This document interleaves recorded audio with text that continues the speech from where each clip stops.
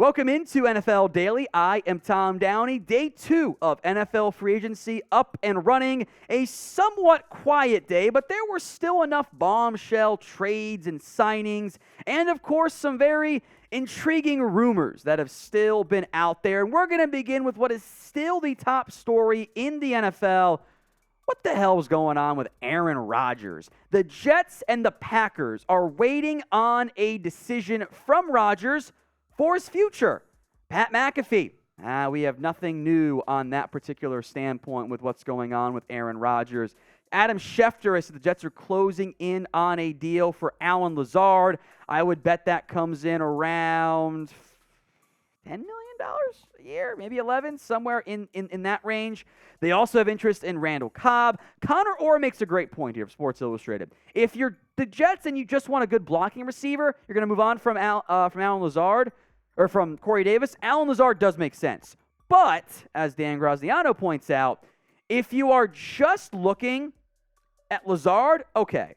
If you include Randall Cobb, who's had one good year in his last 7, there is no justifiable pursuit of Randall Cobb that isn't based on, hey, we're going to get Aaron Rodgers as well. Plus, you throw in the Mercedes Lewis aspect of the Jets having interest there, and you mentioned Diana Rossini saying Aaron Rodgers gave the Jets a wish list of Randall Cobb, Allen Lazard, Mercedes Lewis, and Odell Beckham Jr., and it certainly looks like a player who said he wasn't going to hold anyone hostage is kind of holding two teams hostage right now in the Packers and the Jets. We are 24 hours into NFL free agency, well past that. It's almost, approaching 20 hours now, and there's no decision yet on Aaron Rodgers. Make a call. And by the way, I kind of feel like the Jets are getting worse at the skill spot in the event that they move on from an Elijah Moore, Denzel Mims, and make room for Allen Lazard and Randall Cobb and Mercedes Lewis. You're getting the gang back together, and the gang wasn't good enough in Green Bay. Is it going to be good enough in New York? I'm not so sure. Are the Jets contenders with Rodgers? My answer is probably yes, but just contenders, you want more if you're Aaron Rodgers, right? So sound off for me in the comments section. Why for yes and for no, do the Jets become contenders with Aaron Rodgers? The pinned comments on today's show. So if an ad break comes here on YouTube, take advantage of it and go vote. Lamar Jackson, he cannot officially talk with teams until Wednesday, but the market's been very quiet on the former MVP quarterback.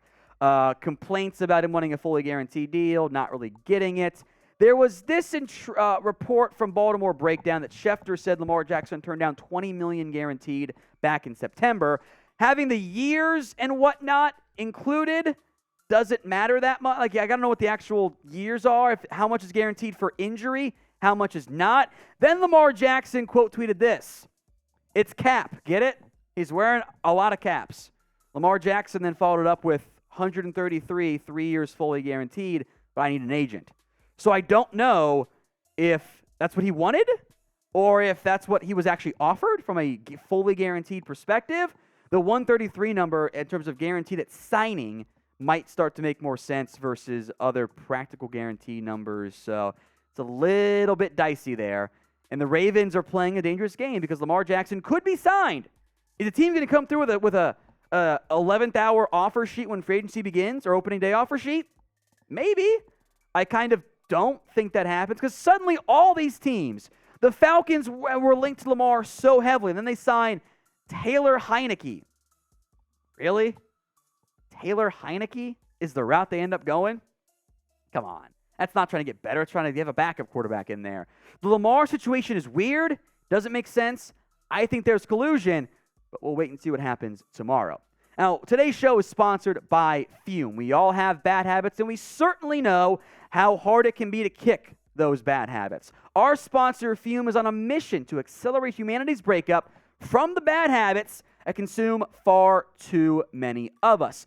Fume is a natural diffusive device that uses plants and behavioral science to help you trade out of your negative habit or a positive one. I didn't expect much from Fume when I got it, but the minty sensation is powerful, and I like the way it hits the back of the throat, too. The Journey Pack comes with 3 unique flavors for you to enjoy: maple pepper, crisp mint, and white cranberry. Fume is not a vape. It's a non-electronic device designed to transform your negative habits. The easiest way to stop a bad habit is to make the switch to a positive one. And Fume is designed perfectly to do just that. Head to tryfume.com/chatsports and use code chatsports to get 10% off the Journey Pack today. That's tryfum.com/chatsports and use code chatsports. Save an additional 10% off on your order today. Links in the comments section and the description of today's show.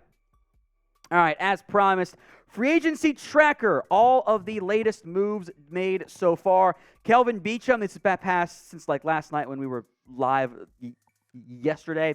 Beachum back to Arizona, 2 years, 5.1, like that deal. Eric Kendricks, really good deal there, 2 years, $13.25 million.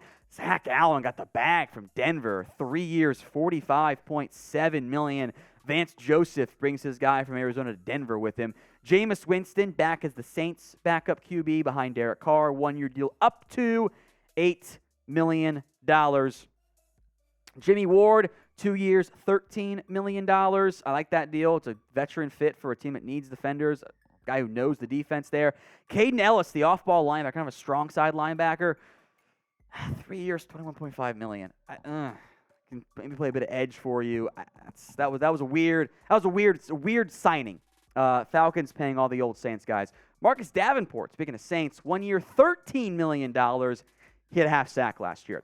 Draymond Jones goes from Denver to Seattle, much like Shelby Harris, whose spot he takes on the roster. 3 years, $51.53 million. Big time money for the defensive tackle market this year. DeMarcus Walker, who was on his third team in as many years with the Tennessee Titans this past year, has 7 sacks, 3 years, $21 million. Good for him, but man, that's a lot of money. E.J. Speed, 2 years, $8 million, the Colts linebacker. Taylor Heineke, 2 years, up to 20, probably more like 2 years, 15, 16, to be the backup behind Desmond Ridder. Luke Gifford, 2 years, up to $5 million. Tennessee not done at linebacker. Stay tuned. Jacoby Myers, one that got things going this morning. 3 years, $33 million. $21 million, that's guaranteed, by the way. Shaq Mason, a trade sent off to the Houston Texans for a 6th and a 7th-round pick going back and forth, so next to nothing there for Houston and Tampa. Texans get a starting guard. They also cut A.J. Cann to make room for that. Nick Mullins back with the Minnesota Vikings. Full details not yet known. Donovan Wilson, he's a Cowboy again. 3-year, $24 million deal. 13.5 of that is guaranteed at signing. Bit of quieter today, to be honest. So what free agency move so far has been the most underrated? Let me know in the comment section of all the moves made so far past 2 days, who is the most underrated free agency move at this point? Raheem Mostert to the Miami Dolphins, are re-signing there. They also brought back Jeff Wilson. More on that. In a illegal move, the Colts have signed a kicker, Matt Gay, to a highest-paid kicker contract ever, which kickers aren't people. Dalvin Tomlinson, 4 years, $57 million deal with the Cleveland Browns. Also make note, Matt Nelson re-signs with the Jets. Deshaun Wharton back on a 1-year, $2.02 million deal. I like that Dalvin Tomlinson move, though. 4 years, $57 million, a run-stopping defensive tackle, exactly what the Cleveland Browns needed. Other re-signings, Andrew Wingard's back, special team / safety. Brandon Parker's back. Noah Brown. The Texans like signing veterans. I don't really know why. They just love to do it. No details yet. Probably going to be cheap. Noah Brown, the former Cowboy wide receiver.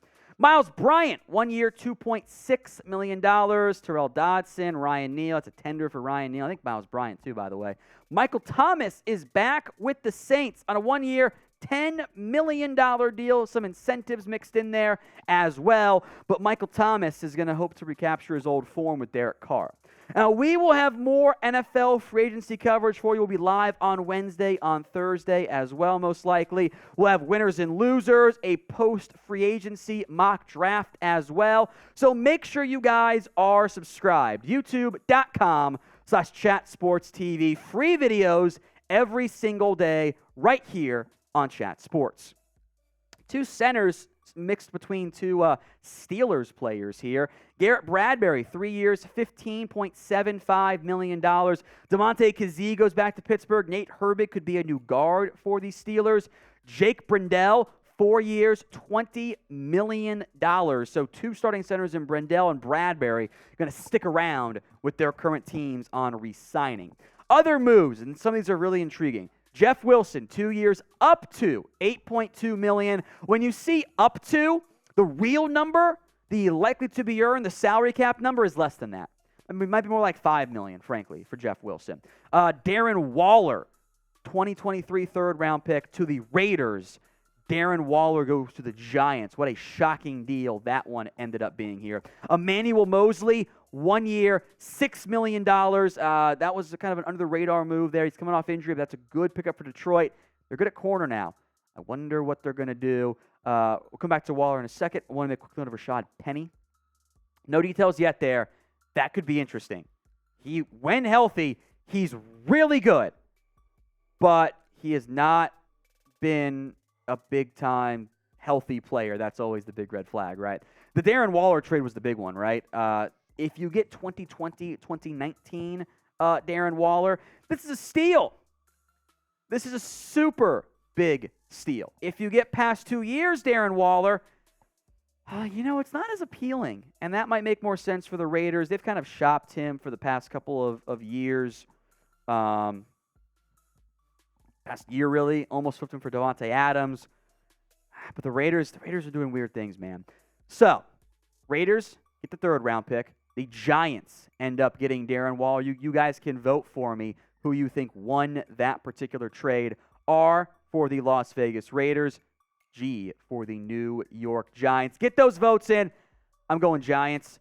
Maybe Darren Waller ends up being cooked, but I do think he's going to contribute in a big way for Daniel Jones and the Giants this upcoming year. You see a new deal right there, right?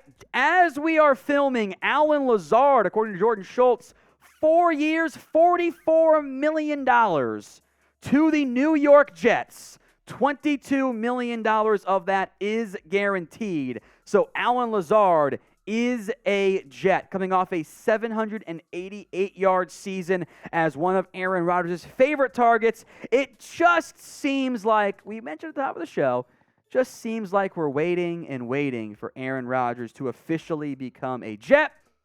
We'll just have to wait and see. All right, other moves here. Azeez Al-Shaair, the former Niners linebacker, goes to Tennessee Titans. We teased that one during the Luke Gifford signing.